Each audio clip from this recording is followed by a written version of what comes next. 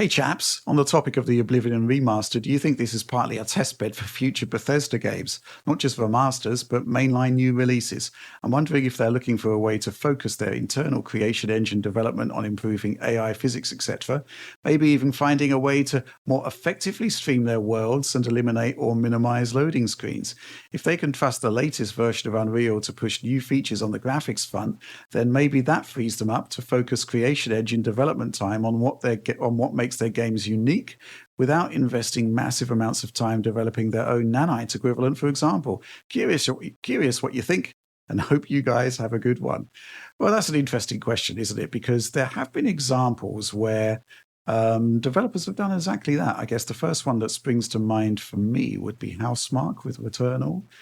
They took Unreal Engine and they basically, to a certain extent, made it their own. We're expecting to see similar things happening with The Witcher. I guess from my perspective, John, the question is whether this is a good move for Bethesda, because based on what I'm seeing with the Oblivion remaster, I kind of don't think it is.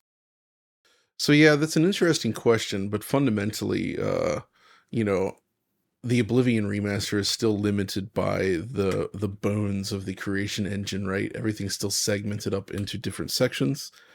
And I think that was the primary limitation with their games at this point.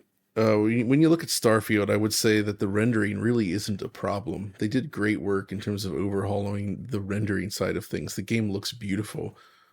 That's not an issue. But in Unreal Engine, using it in conjunction with their underlying technologies they've done in Oblivion also has not solved any of those underlying structure issues, which is why I think that is the area where they need to pour the most research for whatever comes next, is sort of finding ways to create a more seamless world that is not divided up into these little chunks. Although I will say I think Starfield was made worse by the fact that it had so many different disparate planets and areas, so it made it feel a little bit more split up than usual. It was less of an issue, I think, with the prior games where you're centralized within a single location, right?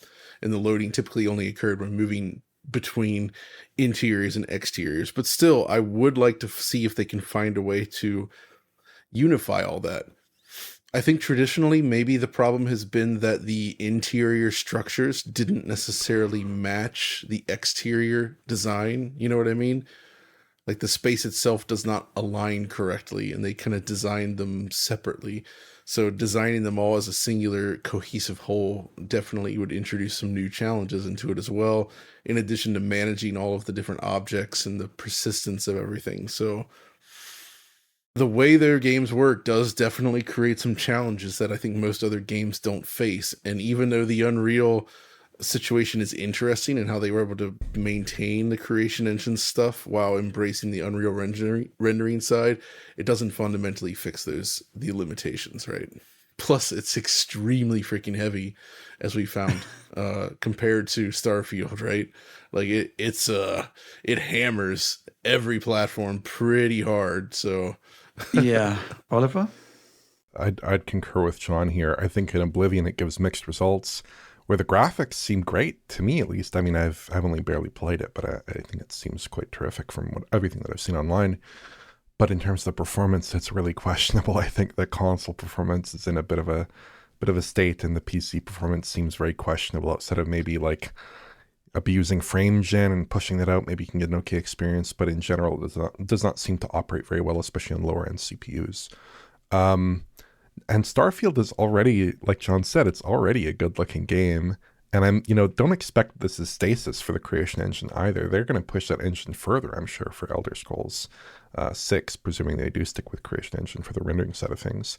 And I'm sure that if they went for Unreal, that, who knows, 5-year wait, 6-year, 7-year wait for Elder Scrolls 6 will be an even longer wait. So, Right. because that involves some adaptation and hiring more engineers and, doing a whole different process there. So I don't really know why they would need to switch. I think when you look at Starfield, it's a pretty good looking game. We had very positive things to say about it.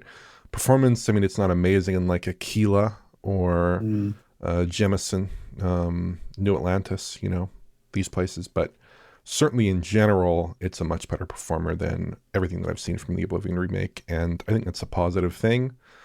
And I mean, again, I see no objections to the way that Starfield looks. I think it looks pretty great, actually.